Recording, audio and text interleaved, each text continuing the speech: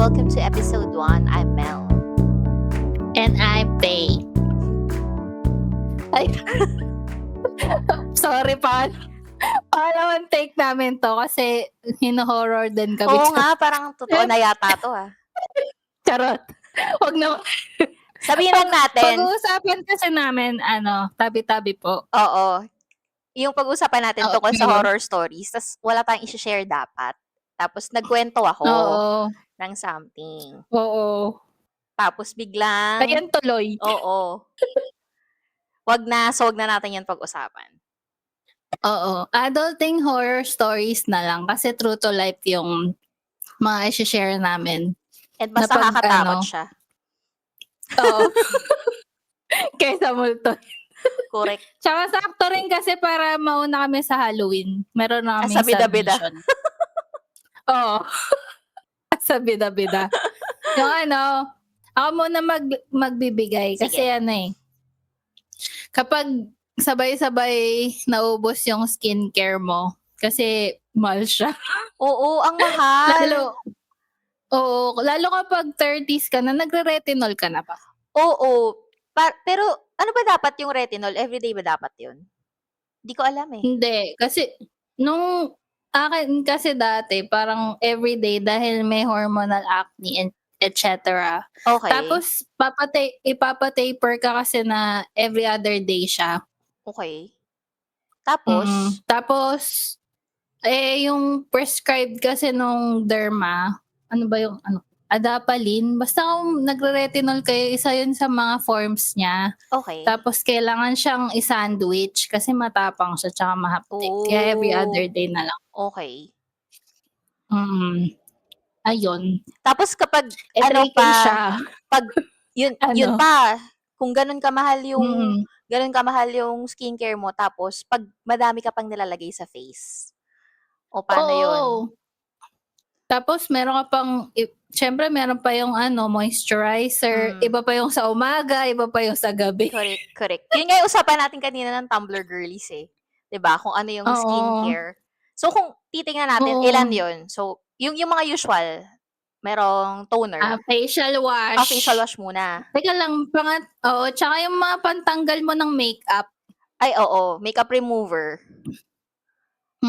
Iba pa yun. Mga bulak pa. Tapos, tsaka moisturizer. Hindi, ano pa facial ba? wash muna. Tapos, toner. Tapos, ano susunod mo? Moisturizer Kapag sa sa umaga kasi iba pa yun eh. Sa umaga, may vitamin C din ako sa umaga, pang tanggal ng dark spots. Tuwing kailan mo siya Tapos nilalagay? Before moisturize? Ay, before sunscreen? Oo. Before, tapos, yon vitamin C, tapos moisturizer, tapos sunscreen. Wait! Arte, no? Vitamin C muna bago moisturizer? Baliktad ka? Oo, kasi parang may napanood akong TikTok ni Dr. Vicky Ano Bello. sabi?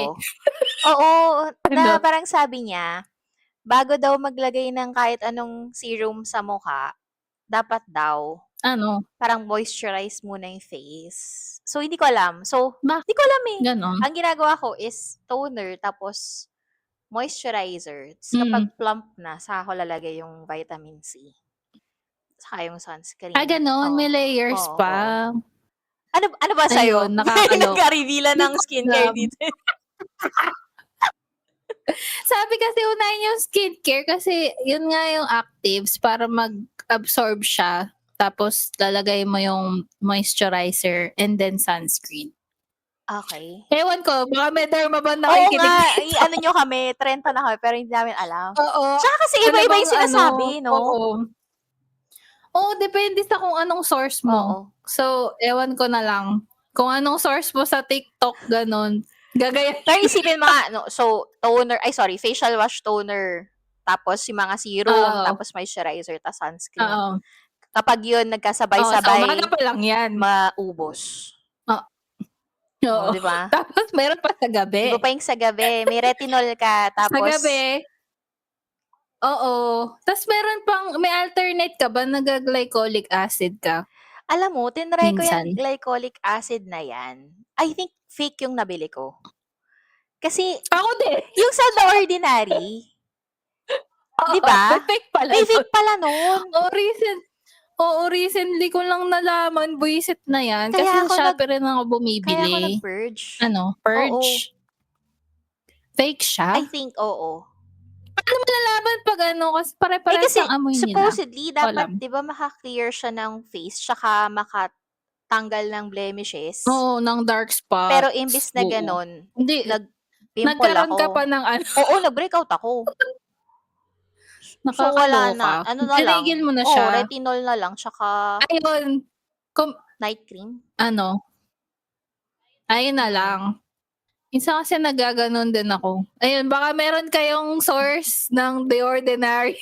Yung mga legit, yung mga original. legit. Wala ata kasi nung distributor kasi meron dito, palang peke. Wala, nakakaloka. Yung lagi namang sold out sa Sephora. Kaso, ewan ko, kaya sa Shopee ako Alam mo, bumibili. hindi ko ba natatry mag-order sa Sephora ng kahit ano? Ever since? Oo. Tsaka sa Dalok, meron na silang app. Yung pinupunta natin sa MOA. Oo. Meron na silang app. Ayun. Ang dami namin sinabi kasi ang dami namin dati 10 step pa yun eh. Buti nga kumonti na lang ngayon eh. Oo, nabawasan na yan ngayon. Dati, ewan ko, dami pinauso. Ayun. Ikaw, anong adulting horror stories mo? Kasi, ako to si, nahawa na ako sa'yo eh. Ako to si cashless girly. So, pero hindi ako... Dito ka pala nag-cashless. Pero hindi ako hindi ako ma-Gcash, hindi ako maganon. Kasi, ma-credit card ako. Ma-credit card. Kasi, parang iniisip ko, sayang yung points eh. Kasi, alam niyo ba? Oo. Nagagamit kong, pambayad ng RFID, yung mga, yung mga points na nakukuha ko. Rebates? Oo. Depende ba sa card to? Kasi parang konti pa lang yung akin. Kung saan mo siya magagamit. BPI Gold. BPI Gold yung, chinek ko pa talaga eh. BPI Gold yung ko. Oo. Nakaka siya, pangbayad ng RFID? Oo. Pagka naka-accumulate ka na, I think 20,000 points yata or 25,000 points. Oo. Meron kang 1,000 or parang ang pinakamalaking nakuha ko 2,500 na worth ng load. RFID load. Load ng RFID, malaki na yun So anyway, Oo. ayun ang aking horror story. Kapag kunwari, kumain ako sa restaurant, tapos wala silang wala silang credit card. Hindi ako nagki-keep ng cash talaga. So kung may bala kayong dungutin ako, wala kayong makukuha sa akin. Kasi hindi ako nagka-cash masyado. Wala. Credit card lang. Meron akong meron akong idadagdag. Pero kasing mga meme sa TikTok, yung nakahawak pa yung sa kahera. Yung hindi nila nilelet go yung yung binili nila. Kasi walang signal doon sa tapos pagka-cashless ka. Ikaw di ba ma-Gcash ka? Oo, may ganyan akong instance sa Festival Mall. Walang signal doon, te. Bakit gano'n? Gagalit. Di ba Maynila pa yun? Alabang? Oo. Metro Manila. Ganun, sa Alabang. Ang dami namang puno. Ano connection? Ang dami ng puno. Ano connection ng puno? Bakit wala signal? Baka may tore ng signal. Bakit kasi ganun? Walang signal. Tapos, ang tagal kasi, walang wifi doon sa... Bumili kasi ako ng charm ng Pandora. Tapos, parang nakalimutan ko yung card ko. Sabi ko, sige, mag-bank transfer na lang ako. Tapos, walang signal. Wala rin silang malapit na wifi. Parang nakakahiya na ang tagal mo yung doon. Yung shop, walang wifi? Tapos, hindi mo makapagbayad. Anong shop? Yung pinagbilhan mo, walang store doon? Walang wifi? Wala. Parang at this point in age, parang required na dapat na may, yun nga diba? Sarili sila. Totoo. Para hindi sayang yung sale. Correct. Nakakaloka. Tsaka dapat yung mga mall, malakas yung wifi nyo. Sayang yung sale. Lalo sa tinatamad mag-withdraw. Kaya nga. Pero, tsaka parang ang huli na natin, dapat pala meron tayong Apple Pay. Ano yun? Ayaw lang ng bank. NFC ba yun? RFID. RFID. Ano ba yun? NFC pala. NFC, ano ba yun? Yung parang, yung parang tinatap na chip. Oo. Ganon. Oo. NFC. Dapat may ganun na tayo. Ayaw lang pala ng banks. Talaga? Bakit daw? Kasi gusto na lang Ewan ko, parang pinupush na nila dapat yung Apple Pay and Google Pay. Mabagal lang yung mga bangko natin. Hindi ko alam. Parang kailangan ba nila ng cut? Ganon. Oo. Anong Ayun. next, horror story mo? Wait lang. Ano ba itong nasa notes ko? Ito, baka ikaw makaka-relate ka. Ano? Yung biglang house repairs. Oh my gosh. Kasi, kasi dahil nagpapagawa ka ng bahay. Correct. Tsaka pag sa renta kasi, di ba syempre pag sa'yo yung bahay, tsaka pag nagre-rent ka, magkaiba yung clause. Kasi sa amin, pag nagre-rent, minsan kami yung sumasagot, pero ibabawas sa rent. Pero dapat yung landlord yung sasagot. Kasi maintenance ng bahay niya. Depende kasi kung functional siya na repair. So, kung anything na nadatnan mo during the time na nirent mo. Kasi diba,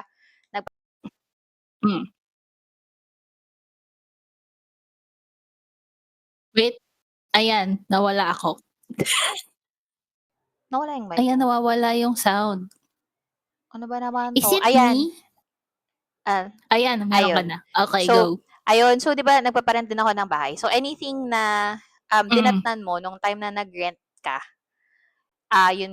Pero, beautification, say for example, pumunta ka doon ng walang gate. So, sa'yo na yun. Or gusto mo siyang pataasan or something sa'yo na yun. Ayun. Yan yung sasagutin niya. Depende rin sa napag-usapan nyo. Pagkakaiba lang sa contract.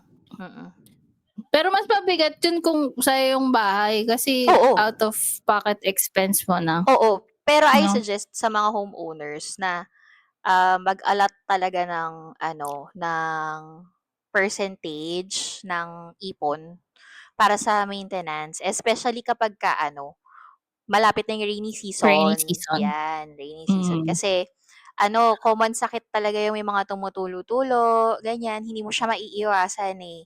Lalo na nasa Pilipinas tayo, 'di ba? Hindi naman isang beses lang or 2 beses lang uulan. Madalas tayong bagyuhin. So, True. Talagang kailangan siyang ilagay sa budget. Although, ang sakit talaga sa bulsa, pag sabay-sabay na ipapagawa. Tsaka napansin ko dito, pag yung mga bahay na 3 to 4 years na, nililipad na yung Grabe naman yun! Nililipad dito. Kasi yung mga unang bahay dito sa village namin, parang matagal na hindi natitirahan. Okay. Nung huling kahit naman di natitirahan, di ba, mababagyuhan, tsaka magkakalawangin pa rin. Nilipad yung bubong nila, te. Grabe! Grabe naman nilipad yung bubong! Kala ko yung hindi na nangyari yun sa totoong buhay. Nung yung recent na typhoon na ganun kalakas yung Talaga? hangin. Nakakaloka. Ayun, kala ko sa Tondo tsaka sa Maynila. Meron din sa Etivac pala, no? Oo. Meron din dito. Ayun. Ikaw? Ako, Ikaw naman. Eto, horror story. Actually, hindi ako directly, pero horror story ng boyfriend ko. So, kasi paglalabas kami, magdadrive, ganyan. Tapos, naiinis ako talaga pagka, maririnig niya to nakikinig ng podcast yun eh.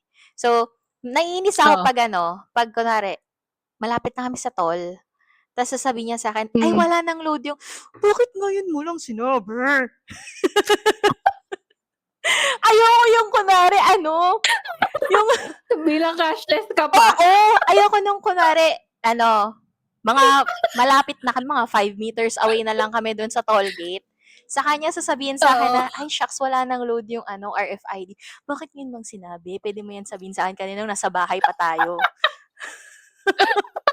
Minsan pa naman, pag nasasakto ka talaga, na yung mga spots na yon, yung pagpapunta ka na dun sa toll gate, walang signal, walang signal. Tas hindi pa... Ano ba yan? Ganon din sila. Hindi pa real time naka-credit yung kunwari, kasi mag-Gcash ako, di ba? Madali na ako, ganyan. Tapos, buti na lang, Naaano kami kasi alam mo meron akong irrational fear na ano, kakakanood yata 'to ng ano, Matagal ka nun. Final Destination. Ikaw makakakas ng traffic? Hindi, Ah. yung mababagsakan ka ng ano, ng bar, Diyos ko Lord. Ng bar? Oo. Eh, hay, basta. Yan ayoko, horror story ko yan palagi, lagi na lang. 'Pag ano, ayan, sa mga ano ko yan. Nakakaloka, wala ring signal dun 'no, bakit ganon? Kung kailan yung mga ano, kung kailan kailangan mo magbayad, oo, dun kapag, papakabahin parang 'pag iniiwan ka ng nanay mo sa grocery, tapos ikaw na yung kasunod sa kahera. Pero meron akong experience na Ano? kasalanan ko na talaga 'to, ako na talaga 'to. So, ako lang Ano? mag-isa, tapos papunta na ako dun sa tollgate, tas wala palang load, Oo. nakalimutan ko pala siyang loadan. So, nakakahiya. Paano 'pag ganon, paiikutin ka ba nila? Hindi naman, ang mangyayari pala is, Hindi naman. tawag dito, Magbabayad ka dun? papupuntahin ka nila sa isang tabi. Tapos, Oo. doon ka nila, merong ano, parang may parang cashier dun sa isang tabi. Tas dun ka mag-load. Oo. Tas yun. Tas ibabawas nila Ganon, yung, papaano sa gilid. oo, ibabawas nila yung na ano mo, Oo. na konsumo dun sa, kasi wala kang ano, load So, ibabawas nila sa susunod na load mo. Ganon.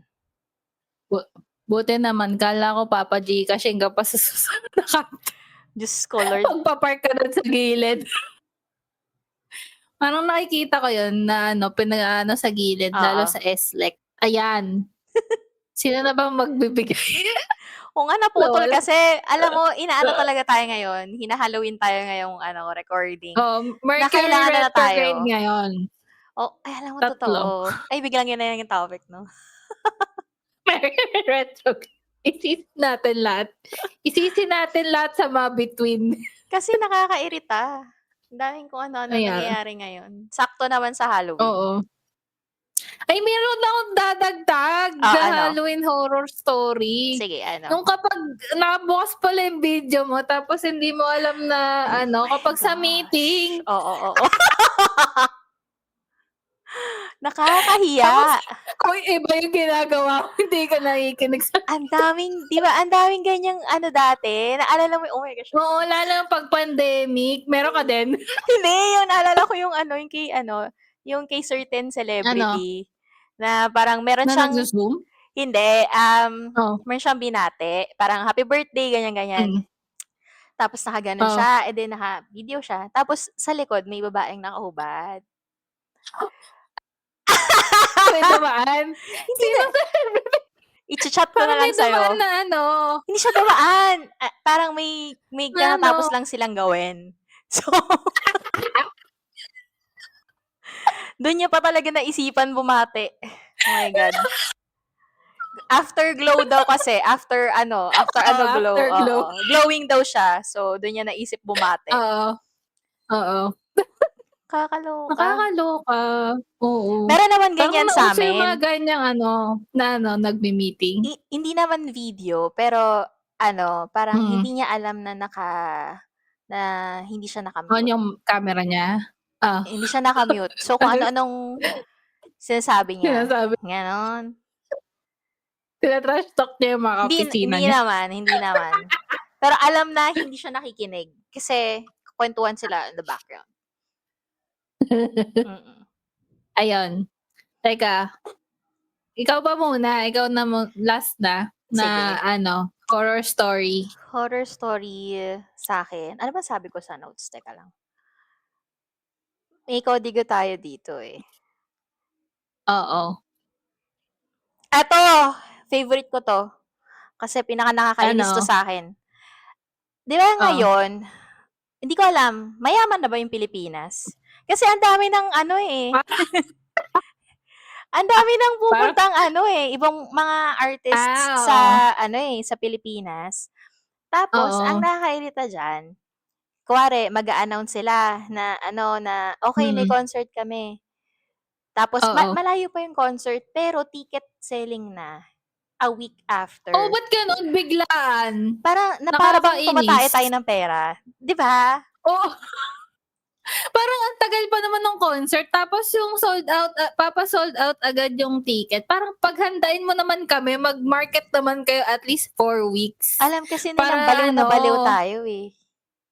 oo, ginaganyan tayo ng mga alam natin kung paano tayo kuhanin. Correct. Tapos alam mo, feeling ko, ano din eh, Oh. kaya nagkakaroon din ng way yung mga scalper na ano, Kasi ano, na dahil sa makabenta. demand. Oo. Oo.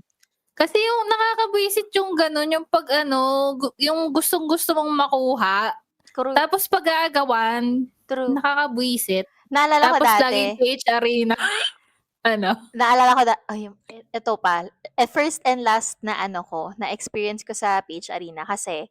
Coldplay yon, Coldplay. Although hindi naman yata sila nagsabi na parang 1 week lang yung lead time para Hmm. makabili ka. Pero nagsabi sila na for Union Bank credit card holders, eto ganyan. Oo, Pre-sale. may pre-sale. Oo. Tapos yung mga payak na mamamayan na katulad ko, ano, sa pangalawang araw. Pangalawang araw na. So, yung mga latak ng Oo. lipunan, which is us, konti na lang yung chance na makabili ng ticket. Oo. So nung nagbukas yung selling ng ticket, akala ko may maaabutan pa ako online. So, ang ginawa ko na Hmm. lang, dahil naiinis na nga ako na wala akong maabutan na online, lagi kasing naglo-load lang ng naglo-load.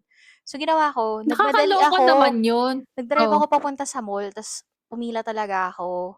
Tapos, during that time, hindi pa uso yung ano, yung mga scalper na bumibili ng ano din, Nakikipil. oo, na nakikipila. Pumipila pa sila? Hindi pa uso Nakakaloka. 'yun dati, pero ngayon meron na ng gano'n, Oo. na wala kang naaabutan maski sa pila. So, dati naabutan ko pa 'yun, na pumila ako Nakakaloka. ta's bumili ako ng ticket ng gano'n. Ayun. Nakabili ka nung pumila ka? Nakabili naman ako, nakabili naman ako. Nakakabwisit. Ayun, teka ano ba yung sa'kin? Last na. Ito, last na. Kapag pupunta ka sa government agency, tapos tapos masungit na yung kakausap sa'yo, pababalik-balikin ka pa.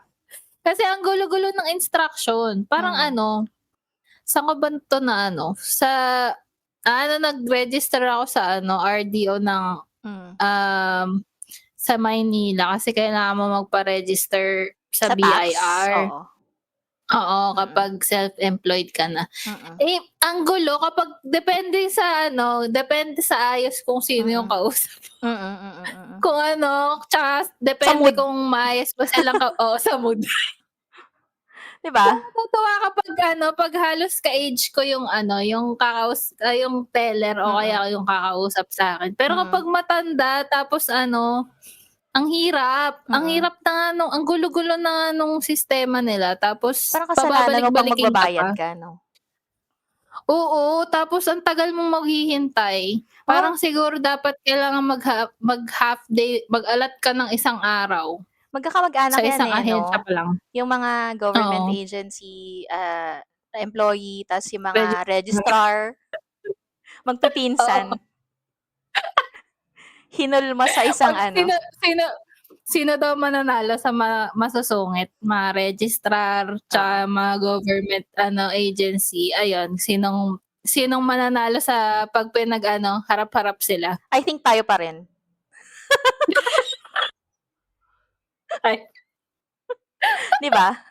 Wag na tayong subukan. Oo, lalo kapag visit pa tayo nakakaloka kasi wala ka namang magagawa kundi sumunod. Meron akong 'Di naalalang ba? kuwento nung isa kong ka-office mate, kasi kailangan namin kumuha ng sedula. Tapos, apparently yung sa kuhaan ng sedula sa kanila, well, hindi ko alam kasi ako this time, dahil nga the bar is so low, nagdala na ako ng cash. So, parang sabi ko, baka wala silang GCash or anything. So, siya, iniisip niya, kasi since nag-pandemic naman, so inisip niya baka puwede na yung cashless, 'di ba? So, pagpunta niya do'n, Bold of her to assume. oo nga, eh. Bold of him, lalaki siya, lalaki siya. Tapos, sabi niya, pwede po ba, ang haba daw ng pila. Tapos, sabi niya, nung nandun na siya, sabi niya, pwede po ba GCash? Tapos sabi, hindi daw pwede. So, withdraw pa siya. Pinabalik ba siya? Oo, nag-withdraw daw siya. Tapos medyo malayo pa yung, withdrawan. So, withdraw siya, ganyan. So, okay, finally, time niya na. Babayad na siya ng sedula, ganyan. Tapos, kulang yung panukli. Kulang yung panukli sa, cashier. Tapos parang, talaga si kuya, nainis talaga siya. Sabi niya, bawal kaming magbayad ng cashless. Tapos kapag sukli, dapat okay lang kung hindi sakto, okay lang. Oo. Ayun, nga, nagalit siya. I tama. think nag-ano yata siya, nag-post siya sa Nag-complain siya? threads, oo. Tapos maraming mga taong naka-relate. Na parang sabi na, nga, bakit ganyan sa... nag-agree sa kanya. Oo. Hindi naman sila nagbibigay ng candy. Paano ka? Hindi mo lang magbigay ng candy, no? Buti pa yung binibilan na Yossi. Jeep ba to, ate? Pag walang panukli, bibigyan ka ng candy, sila wala. Bibigay sa paperclip. Kaya, tsaka isipin mo kasi yung hassle na pinaalis mo yung tao sa pila kasi sabi mo bawal hindi cash. So nag-withdraw. Nung nag-withdraw, binayaran ka ng cash. Hindi naman walang panukli. So ano 'yun? Anong klaseng compromise 'yun, 'di ba? Ayun. Tapos kapag 'di ba pag government agency, ang usong bangko sa paligid nila land bank. Oo, 'yun ata kasi yung Tapos nila. Laging offline. Oh my gosh, oo nga. Sama natin yan sa horror story. Correct. Mga land bank laging offline na. Sabi ng nanay ko rin, kapag mag-withdraw sila, kaya sila nakakatipid tsaka nakakapag-ipon. Kasi laging offline yung land bank. Galing. Tipid hacks pala yun. Tama naman. Wait lang, lowbat na naman ang aking laptop. So, I think, i-wrap up na natin to. Oo. Wala akong take away, kundi wag kayong, magka-cashless sa Alabang sa festival. Nakakahiya. Hindi. Nakakahiya, sobra. Dapat, na lang, wag na lang mag-cashless at all. Dapat may dala kahit papanong cash. Oo. Cash. 5,000. Ang laki naman. Bibili mo ba? Hindi kasi... Skincare? Kasi nagsabay-sabay. Pag naisip ko, baka may makita ko sapatos, tapos walang Hindi kapag paano pag bigla mo naisip mag-grocery kaya ako, tapos wala kang pambayad. Sa bagay. Basta hindi pwede cashless sa Pilipinas sa ngayon. Oo. Sana naman na maisip nyo na. Ang laki kaya ng kickback nyo kung nagka-cashless. Totoo. Kasi di ba may percentage sila kapag kada gamit ng ganun. Sa InstaPay pa nga lang kumikitang kabuhayan yung mga ang laki ng transfer fee 15 pesos. Oo, kaya ang laking bagay ng mga digital banks na libre yung transfer fee. Ayun, ikaw anong take away mo? Ang take away ko ay mahirap mag-adult. Oo. Kapag wala kang extra horror story. pag wala kang extra money, ang hirap Oo. Ang hirap mag-adult talaga. Parang yan yung horror story pag walang pera. Correct. Ayun. Parang dumidilim ang mundo pag walang dato. Mas nakatakot sa multo. Oo. Tama. Ayun. So, naka 30 minutes na ba tayo? Oo. Mahirapan kayo edit to kasi ayun. 3 parts. Hindi, 2 lang kasi diba yung una Dito talaga tayo nag-debrief, di pa tayo nagbababay. Oo. Babay. Magbabay muna tayo. Okay, bye-bye. Ayun, see you on the next... yung mo, spill mo. Ay, spill ko. Oo nga. Oo. Ano bang sasabihin ko?